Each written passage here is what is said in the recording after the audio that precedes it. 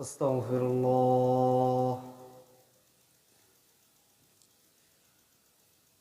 أستغفر الله الذي لا إله إلا هو الحي القيوم وأتوب إليه. لا حول ولا قوة إلا بالله العلي العظيم.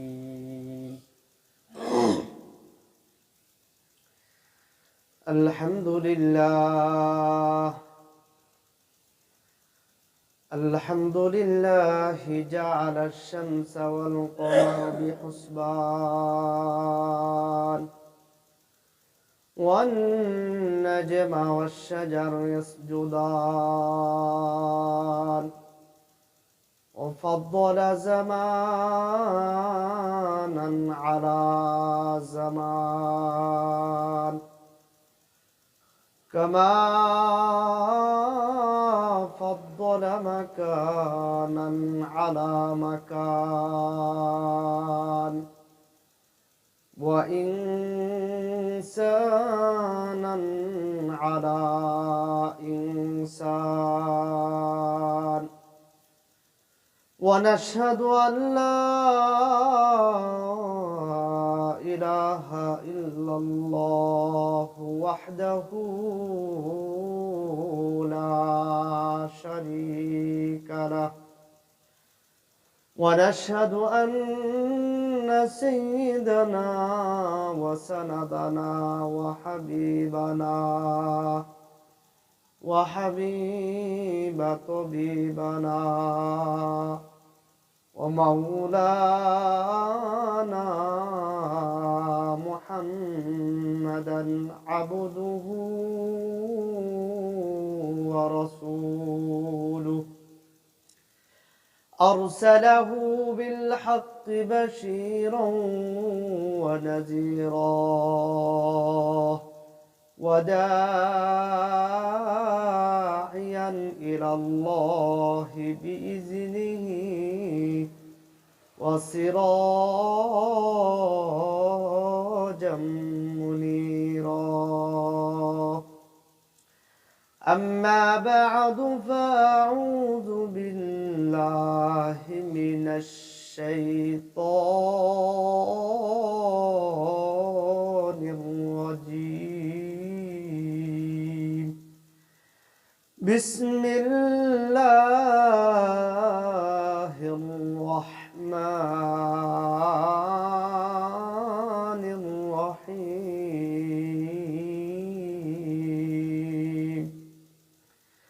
وأقيموا الصلاة وآتوا الزكاة واركعوا مع الراكعين.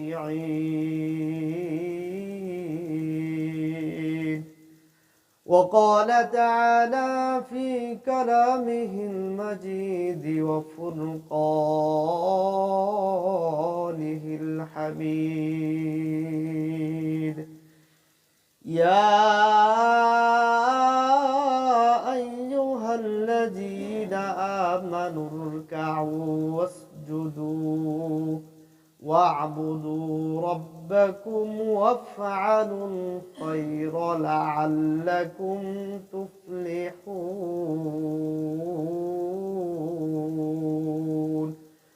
وقال رسول الله صلى الله عليه وسلم: الصلاة عماد الدين، من أقامها فقد أقام الدين، ومن هدمها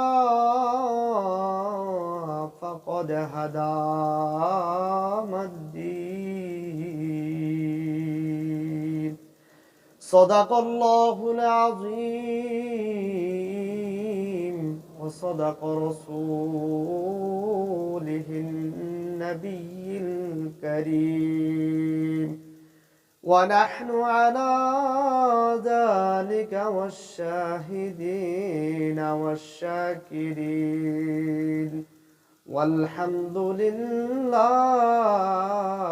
رب العالمين سبحانك لا علم لنا إلا ما علمتنا إنك أنت العليم الحكيم اللهم صل على محمد وعلى آل محمد كما صليت على إبراهيم وعلى آل إبراهيم إنك حميد مجيد اللهم بارك على محمد وعلى آل محمد كما باركت على إبراهيم وعلى آل إبراهيم إنك حميد مجيد بلغ العلا بكماله كشف الدجى بجماله حسنت جميعا وخصاله صلوا عليه وآله سلموا يا قوم بل صلوا على صدر الأمين مصطفى ما جاء إلا رحمة للعالمين حقیقت سے تو دنیا میں خبر ہے دنیا کی نمائش پر خبر ہے نمی گویم کہ از دنیا جدا باش بہر کہرے کے باشی با خدا باش نمی گویم کہ از دنیا جدا باش بہر کہرے کے باشی با خدا باش কাদের কুদ দুদারি বরকামাল أنت ربي أنت حسبي ذو الجلال أنت ربي أنت حسبي ذو الجلال جر لا إله إلا الله جر لا إله لا إله إلا الله جر لا إله إلا الله لا إله إلا الله لا إله إلا الله جر لا إله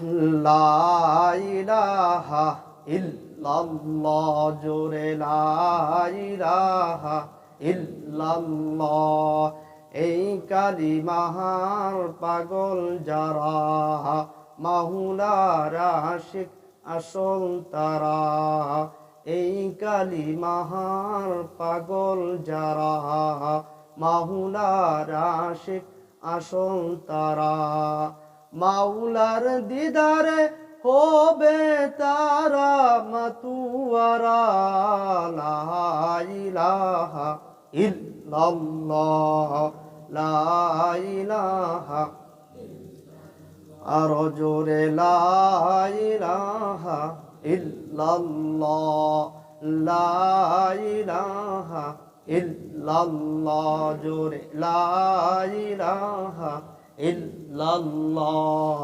আসিয়া খেলে প্রেমের খেলা, ফেরাউনে দিল তার কতই জ্বালা। আসিয়া খেলে প্রেমের খেলা, ফেরাউনে দিল তার কতই জ্বালা। আসিয়া বলে যত মারো, আসিয়া বলে যত মারো, তবু সর্বনা ইল্লাল্লাহ, জোরে লা ইলাহা ইল্লাল্লাহ, জোরে লা ইলাহা ইল্লাল্লাহ, লা ইলাহা ইল্লাল্লাহ, লা ইলাহা ইল্লাল্লাহ, লা ইলাহা ইল্লাল্লাহ, লা ইলাহা ইল্লাল্লাহ, লা ইলাহা ইল্লাল্লাহ, মুহাম্মাদুর রাসূলুল্লাহ সাল্লাল্লাহু আলাইহি ওয়াসাল্লাম। আলহামদুলিল্লাহ, আল্লাহ তাআলার দরবারে লাখো কোটি শুকরিয়া যে মহান রব্বুল আলামিন আমাদেরকে আজান শোনা মাত্রই আল্লাহ তাআলার ডাকে সাড়া দিয়ে আল্লাহ তাআলার মসজিদে এসে হাজির হওয়ার তৌফিক দান করিয়াছেন এবং দুনিয়ার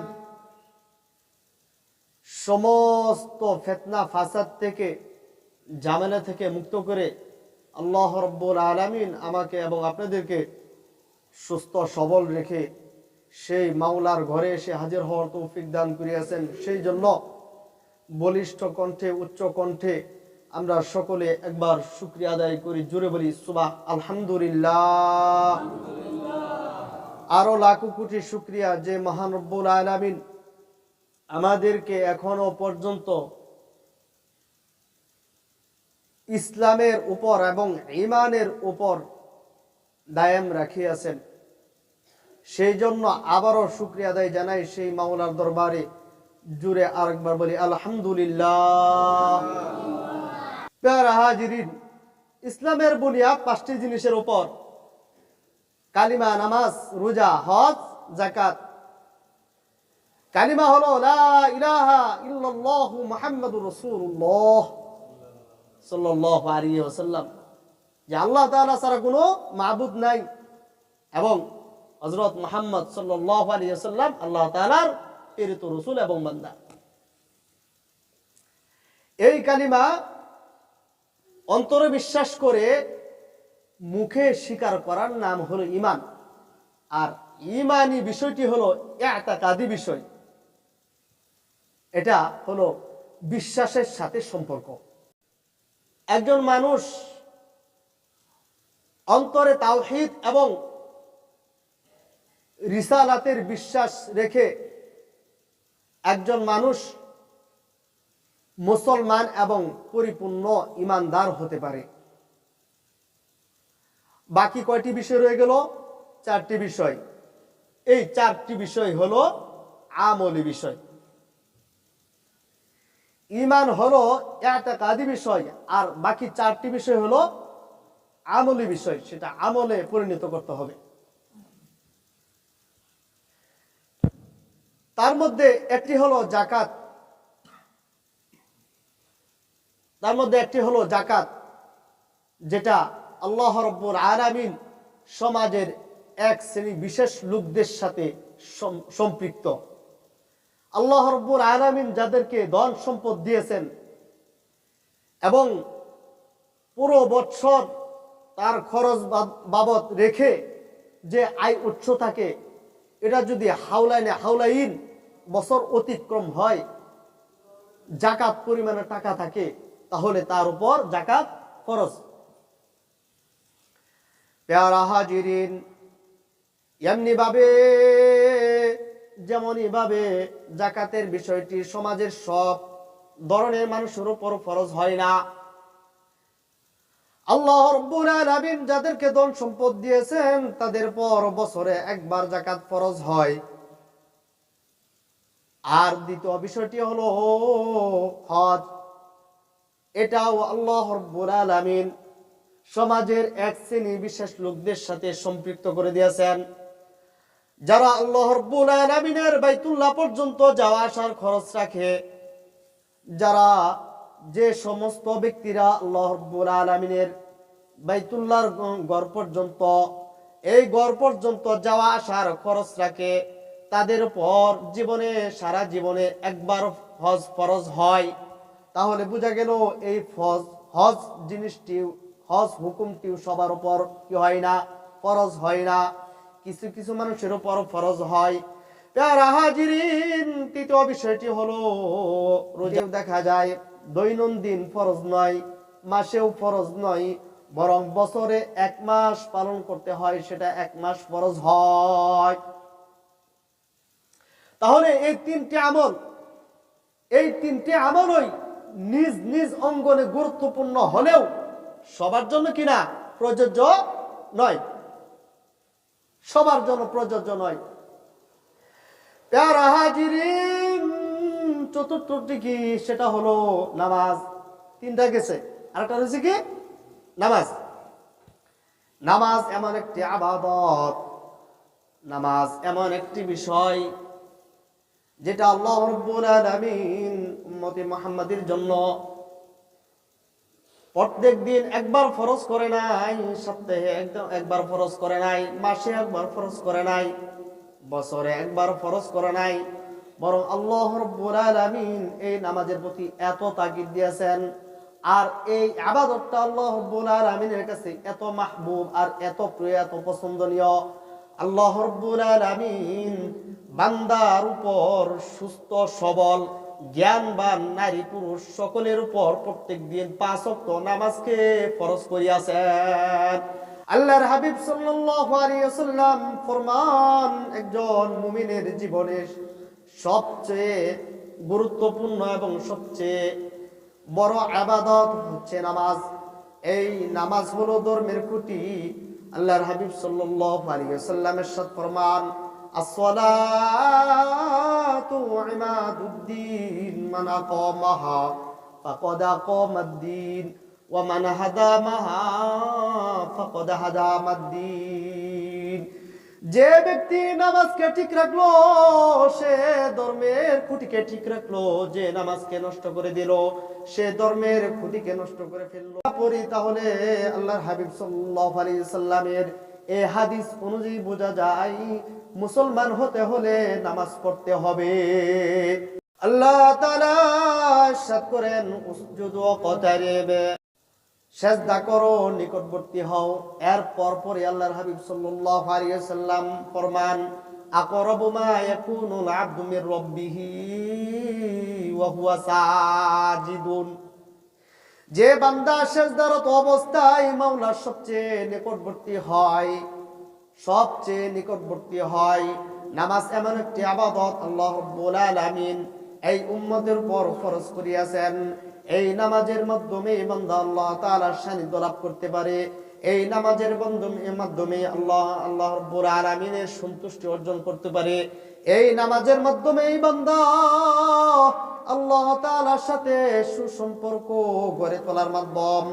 নামাজ এমন একটি ইবাদত, নামাজ এমন একটি ইবাদত আল্লাহ তাআলার কাছে অনেক পছন্দনীয় এবং অনেক প্রিয়। নামাজ এমন একটি বিষয়, নামাজ এমন একটি আমল, নামাজ এমন একটি ইবাদত যা আল্লাহ রাব্বুল আলামিন কারো কাছে দায়িত্ব দেয় নাই, কারো কাছে ক্ষমতা দেয় নাই। একমাত্র স্বয়ং আল্লাহ রাব্বুল আলামিন তার প্যারা হাবিব সাল্লাল্লাহু আলাইহি ওয়াসাল্লামকে আরশে আজিমে ডেকে নিয়ে তার কাছে বসাইয়া বিশেষভাবে নবী এবং এই উম্মতের জন্য আল্লাহ রাব্বুল আলামিন নামাজকে হাদিয়া এবং উপঢৌকন স্বরূপ দান করিয়াছেন। আল্লাহর হাবিব সাল্লাল্লাহু আলাইহি ওয়াসাল্লাম ইরশাদ ফরমান, কাল কিয়ামতের দিন সর্বপ্রথম তোমার নামাজের হিসাব লওয়া হইবে, অন্য কিছু না। আউয়ালু মা ইউহাসাবু বিহিল আবদু ইয়াউমাল কিয়ামাতিস সালাহ। কাল কিয়ামতের দিন হে বান্দা, হে বাবাজিরা রে আমার, হে যুবক ভাইয়েরা আমার, হে যুবক, আর কিয়ামতের দিন সর্বপ্রথম তোমার নামাজের হিসাব লওয়া হইবে। নামাজের হিসাব ছাড়া এক কদমও তুমি সামনে বাড়াইতে পারবা না। সর্বপ্রথম আর কিয়ামতের দিন সর্বপ্রথম তোমার যেটা হিসাব হবে সেটা হলো নামাজ। তোমার ধন সম্পদের হিসাব নেওয়া হবে না, তোমাকে যে সময় দেওয়া হয়েছিল সেই সময়ের হিসাব নেওয়া হবে না। তোমার সন্তান সন্ততি 5 জন আল্লাহ রাব্বুল আলামিন দান করিয়াছেন, তাদেরকে সঠিকভাবে তুমি মানুষ করতে পারছো কিনা সেটার হিসাব হবে না। সর্বপ্রথম যেটা হিসাব হবে সেটা হলো নামাজের হিসাব। প্যারা হাজিরিন, ভাই দোস্ত বুজুর্গ, আজকে থেকে আমরা তওবা করে নেই। হে বাবাজিরা আমার, তোমার মৃত্যু কখন, কোথায়, কিভাবে আছে? আইনামা তাকুনু ইদরিকুমুল মাউত ওয়ালাউ কুনতুম ফি বুরুজিন মুশাইয়াদা। হে প্যারা হাজিরিন, বাবাজিরা আমার, তোমার জীবনের সময় অনেক অতিবাহিত হয়েছে। আজকে থেকে নিয়ত করো বাবাজিরা আমার, যে আজকে থেকে আমি আর কোনোদিন নামাজ কাজা করব না। যেখানেই থাকি, যেভাবেই থাকি, যে অবস্থায় থাকি, আল্লাহ রাব্বুল আলামিনের ডাকের সাথে সারা দিয়ে আমি মসজিদে গিয়ে জামাতের সাথে নামাজ আদায় করে নিব। আল্লাহ রাব্বুল আলামিন আমাদের সকল ভাইকে ওয়াক্ত মতো 5 ওয়াক্ত নামাজ জামাতে শহীদ মসজিদে এসে নামাজ আদায় করার মতো তৌফিক দান করুন। জোরে বলুন সকলে মিলে আমিন। ওয়া আখিরু দাওয়ানা আলহামদুলিল্লাহি রাব্বিল আলামিন।